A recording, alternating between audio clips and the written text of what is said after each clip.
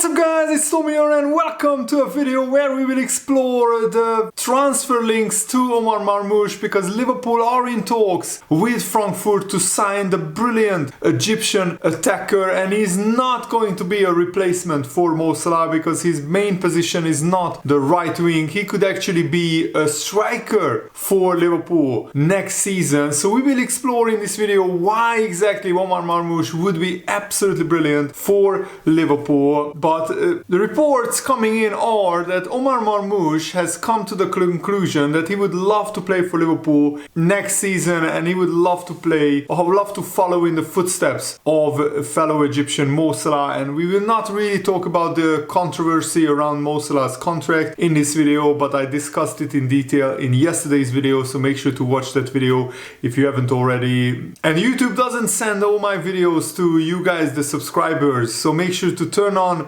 the bell notification after you subscribed to get all the latest news around Liverpool FC in my videos every single day. And according to the German outlet Bild, they are a very reputable newspaper. Liverpool have already started talks with Marmoush over a move next summer, and they state that the transfer process has already started by Liverpool, and Liverpool are currently the favorites to sign Omar Marmoush. Florian Plettenberg, who is working for Sky Germany, a German journalist, is reporting that between 50 and 60 million euros is the bid which Liverpool can expect to be accepted by Frankfurt. This is a reasonable price for a player who is scoring at an incredible rate. He has 14 goals and 10 assists already in something like 16 or 17 games. Frankfurt again won on the weekend 1-0 against Werder Bremen, I think,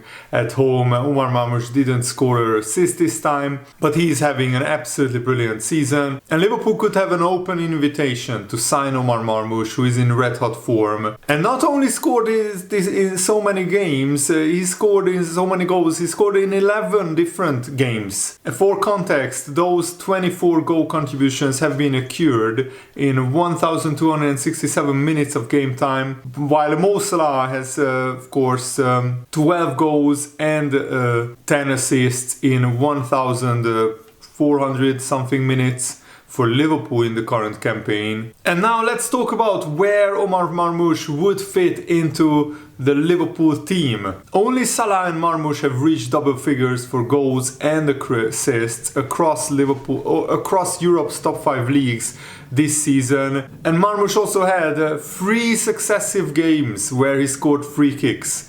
That is such a rare talent to have, to score free kicks and in 3 games in a row. And the Bundesliga are a very strong competition, so Omar Marmoush's numbers are very, very respectable. And you would ask the question, why would Liverpool even talk to Omar Marmoush when they already have 6 attackers in their team?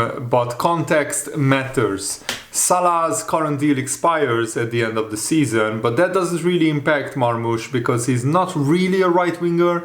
He's mainly playing from the left wing or as a striker as well. And Marmoush can play anywhere across the front line. At Frankfurt, he has been paired in attack with Hugo Ekitike, another player that Liverpool will likely be linked with at some point, and he does seem to favor the left channel. And Liverpool have an array of forwards who can operate in that role. It is safe to assume Luis Diaz and Cody Gakpo are the left wing options, while Nunez and Jota are, of course, competing for the striker role. If you had to place Marmoush in one of those categories, it would probably be the latter, even though he's not necessarily led the line at club level as a striker, and his best form has come in a 2-man attack. So let's explore why Marmoush could play the striker role in Arne Slot's system. Because Jota is injury prone, he's not getting any younger, he doesn't have a long-term deal at Liverpool, and maybe Liverpool won't extend Jota's deal because of his injury issues. His current deal expires in 2 years. There has been no talk of a new one. He will want a pay rise given his importance to the team, but can Liverpool really sign off on an improved deal given Jota's age and injury record? So he isn't reliable when it comes to regular game time. Maybe Jota will be sold next summer and Marmoush could come in, or we will let Jota run down his contract and he can leave on a free transfer. which is not really a scenario that I would want to see, but that's an option for Liverpool.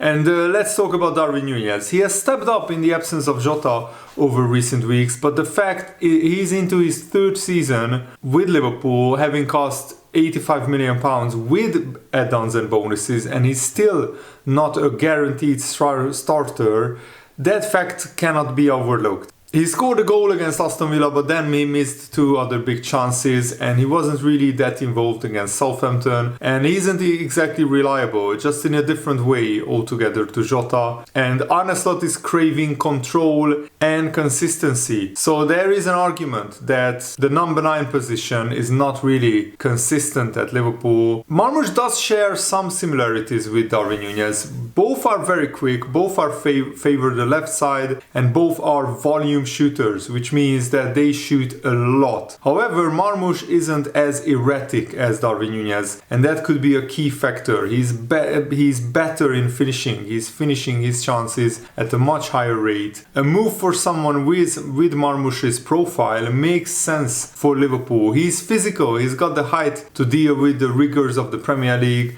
at 6 foot, and he has been a dual goal threat for Frankfurt over the past 2 seasons, meaning that he doesn't only score goals, he gets assists as well. He's very fast both with and without the ball, and he's impressively strong. In a recent game against Bayern Munich, where Frankfurt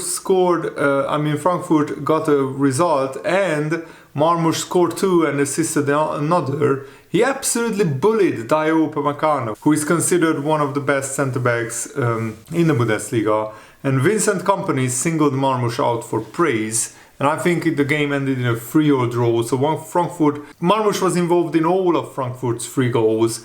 Marmoush is a player, Vincent Kompany said, who is only going to get better with time. What he did for Ekitike's goal is not normal. To push past Upamecano with strength, no one did that before for the whole season. And then to make the right decision at the end, the quality in his strike and the speed, sometimes he looks quite relaxed. Then when he gets going, he's really fast. And also the Frankfurt coach, Dino Topmüller, summed up Marmoush's style of play perfectly. He's responsible for producing danger up front, shooting in goals and setting up others. He's very difficult to defend against due to his pace and how fast he can run. Liverpool want dangerous players in the final third, and Marmoush definitely fits that bill, and he ticks a lot of boxes. His underlying numbers have always been good. His output was just inconsistent before this season. That could have been tied to age or simply because he wasn't given regular minutes on a consistent basis. He played for Stuttgart and Wolfsburg previously, and during his season with Stuttgart, he racked up 1,600 minutes.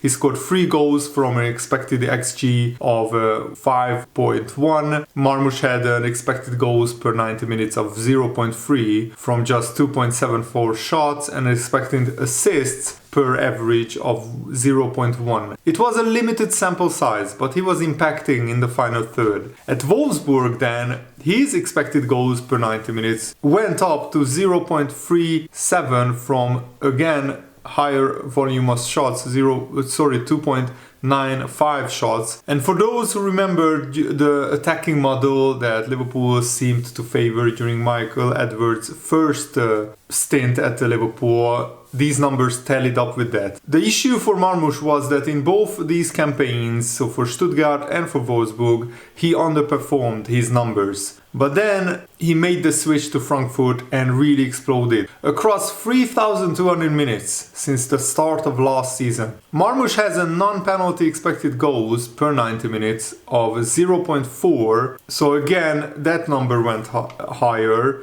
And his shots went higher, 3.6 shots per 90 minutes. And he also has an expected assists per 90 average of 0.3, which again is triple of what he had at Stuttgart. His main weakness is maybe his reluctance to shoot with his weaker foot. Across the past 2 seasons, just 10% of his shots in the Bundesliga have been with his left foot. He's always trying to get the ball back onto his stronger side, and this can make him a little predictable. It was an issue with Luis Diaz for quite some time, though he appeared appears much happier to use his weaker foot now. Despite this, Marmoush is still something of a varied shooter. And here you can see where his shots came, 41 shots, XG of 5.5, but he scored 11 goals, so he doubled his XG.